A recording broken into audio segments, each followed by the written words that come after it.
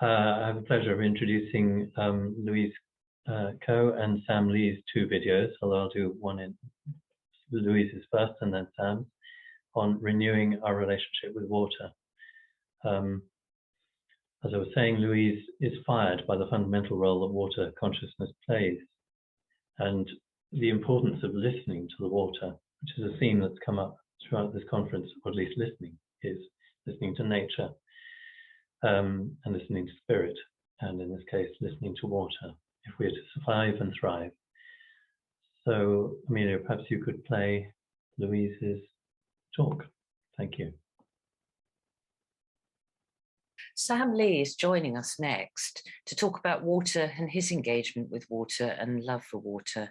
And before that, I'd like to just touch on some aspects of water that have inspired me and that I'd love to share with you. Water is a living being and water has consciousness.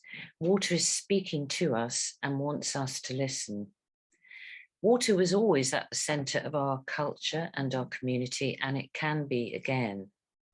As you watch water flow in nature, it meanders and spirals, always wanting to return to a sphere. You can watch it cascade over rocks, forming eddies and vortexes. That's how water becomes structured and shares molecules that create electrical charge. It's the goal of water to conduct electricity. Water self-cleanses in that meander and spiraling process. And as it travels through the earth, it picks up the frequencies of the landscape it flows through.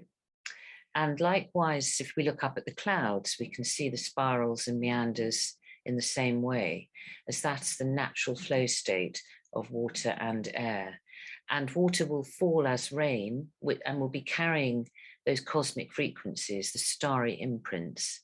So it's kind of makes standing at the bus stop in the pouring rain a little more interesting.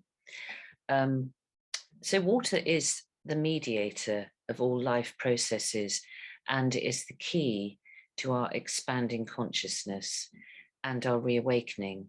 And this is very much a grassroots movement as each one of us connects and reconnects with water.